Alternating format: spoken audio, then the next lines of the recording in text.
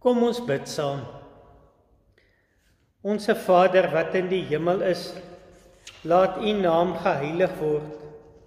Laat U koninkryk kom. Laat U wil geskied, soos in die hemel, net so ook op die aarde. Gee ons vandag ons daaglikse brood en vergeef ons ons skulde, soos ons ook ons skuldenaars vergewe. En lei ons nie in die versoeking nie, maar verlos ons van die bose. Want aan U behoort die koninkryk en die krag en die heerlikheid tot in ewigheid. Amen.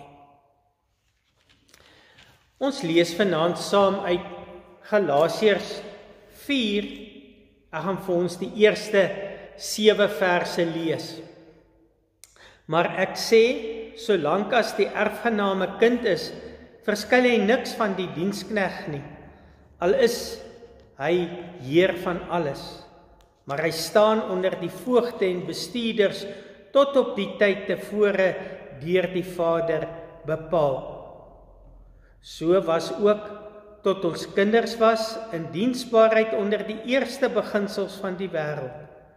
Maar toe die volheid van die tyd gekom het, het God sy seun uitgestuur, gebore uit 'n vrou, gebore onder die wet, om die wat onder die wet was, los te koop, sodat ons die aanneming tot kinders kan ontvang. En omdat julle kinders is, het God die gees van sy seun in julle harte uitgestuur en hy roep uit, Abba, Vader. Daarom is jy nie meer 'n diensknegt nie, maar kind.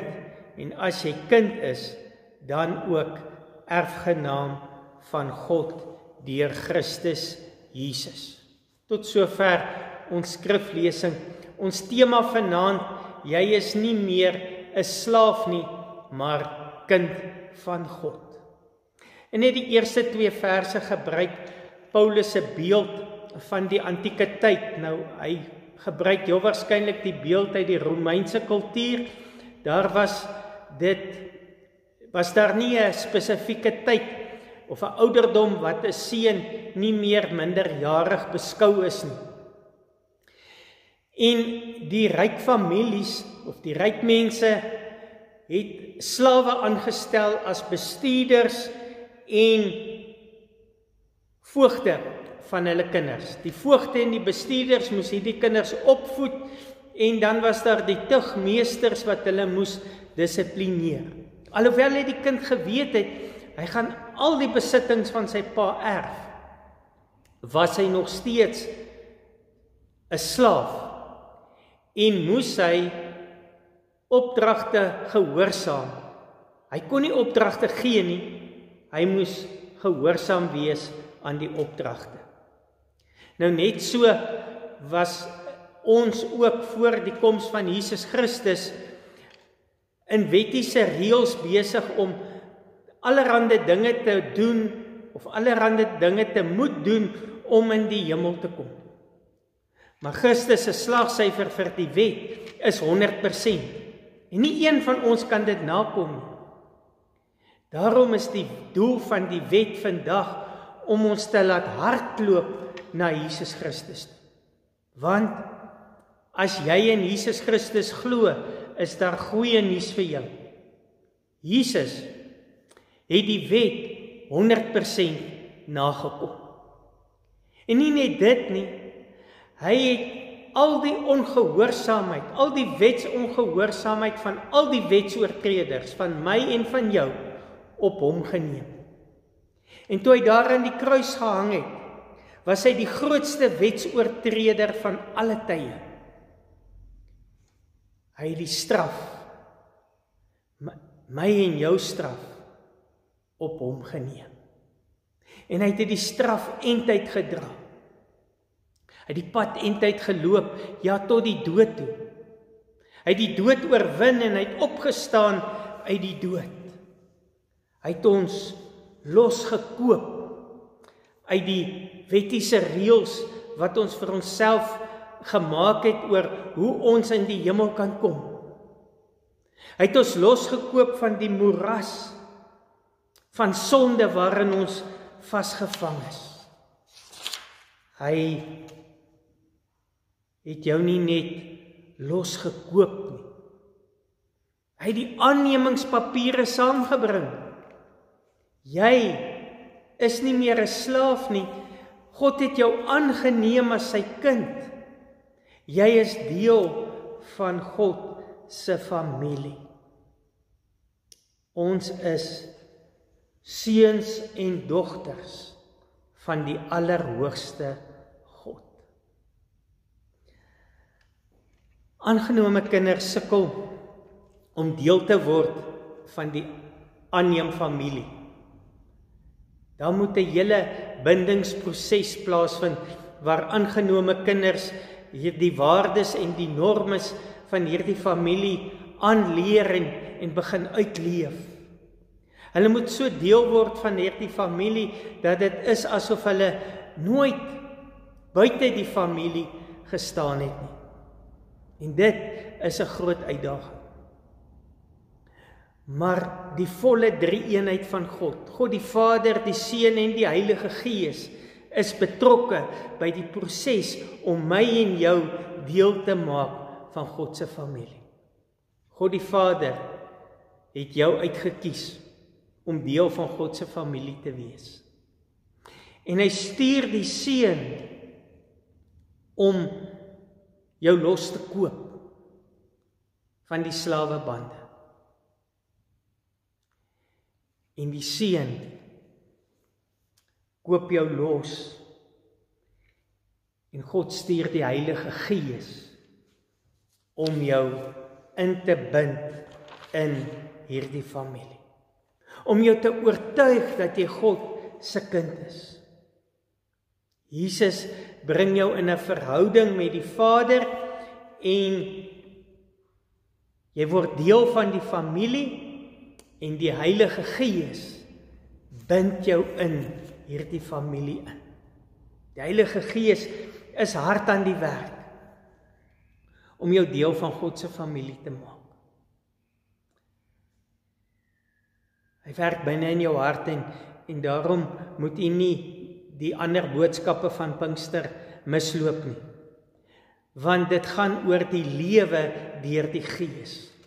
Dit gaan oor die nuwe lewenswyse, want onthou, jy was gewoond om soos 'n slaaf te lewe, 'n slaaf van die sonde, 'n slaaf van die wet. En nou is jy losgekoop daarvan, jy is nou God se kind. Jy's nou erfgenaam van God. En nou moet jy begin leef soos God se kind en God se erfgenaam. En die Heilige Gees is besig in ons harte te werk om ons die nuwe leefstyl aan te leer. En daaroor gaan ons praat in die Pinkstertyd. Die Heilige Gees werk binne in ons hart en hy probeer ons, of hy poog om ons te bind in die familie in, sodat ons die vrymoedigheid sal hê om tot God te roep en te sê, Abba, Vader. Hierdie is dieselfde woorde as wat Jesus tot sy pa gebid het. Abba, Vader. As hy gebid het in die tuin van Getsemane, op die berg of aan die kruis. Dis 'n intieme aanspreekvorm wat die Heilige Gees ons leer om die Vader mee aan te spreek. En wanneer ons dit doen, dan druk dit ons intieme verhouding met die Vader uit. Maar dit leer ons ook respek vir God. Dis 'n respekvolle aanspreekvorm ook.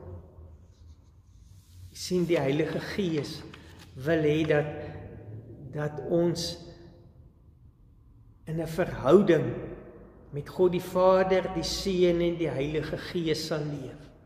Want slegs deur in 'n verhouding met die drie-eenheid te leef, sal ons deel word van die familie. Sal ek hierdie nuwe leefstyl aanleer.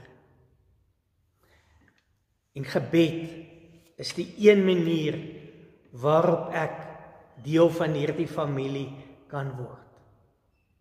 hoe meer ek God aanspreek as Vader, hoe meer groei ek in my verhouding met God. Jesus leer ons dan ook so bid, wanneer hy ons leer om die Onse Vader te bid. Ons Vader wat in die hemel is. Ons is nou broers en susters, deel van God se familie. Die Heilige Gees sorg dat ons nooit uit ons Vader se hand sal val nie. Hy maak seker dat ons lief bly vir die Vader. Ja, wanneer ons sug en moedeloos is en nie weet wat om te bid nie, dan vertaal hy ons sugte in gebedetaal na die Vader. Hy leer vir ons alles wat ons nodig het om te lewe as kinders van God. Om te lewe deur die Gees. Hy herinner ons ook aan alles wat Jesus ons geleer het en al die beloftes van God waaraan ons kan vashou. Ek wil vanaand vir jou oproep om te luister wanneer die Heilige Gees in jou hart met jou praat. Want sy woorde en sy teenwoordigheid wil jou net nader en nader aan die Vader trek. Mag jy vandag met blydskap gaan slaap en weet, ek is nie meer 'n slaaf nie, ek is 'n kind van God. Mag dit vanaand jou gebed wees, o Heilige Gees, leer my 'n lewe deur die Gees. O Vader, dankie dat ek u kind kan wees. Amen. Kom ons bid saam. Ons Vader wat in die hemel is, baie dankie dat ons u kinders kan wees. Vader, ons wil so graag deel wees van u gesin. En partykeer dan hinker ons terug na ons ou lewe van slaaf wees. Soos Paulus vir die Galasiërs vra, waarom sal julle weer wil slawe wees as julle kinders van God is? Ons wil bid, Vader, dat u deur u Gees ons harte altyd ontvanklik sal maak en sal vul met vrymoedigheid om met u te praat. Skenk ons die wysheid om te leef as u kinders en erfgename van God. Dit is so groot voorreg om 'n erfgenaam van u te wees. Vader, ons sien uit om met die nuwe tydvak in die wêreld binne te gaan met die wete, ek is 'n kind van God. Trek ons, Vader, net nader en nader aan die Vader. Ons bid dit in u naam, in die naam van ons Here Jesus Christus. Amen. Ontvang die seën van die Here en gaan in sy vrede. Mag die genade van ons Here Jesus Christus, die liefde van God en die gemeenskap van die Heilige Gees met jou wees en bly. Amen.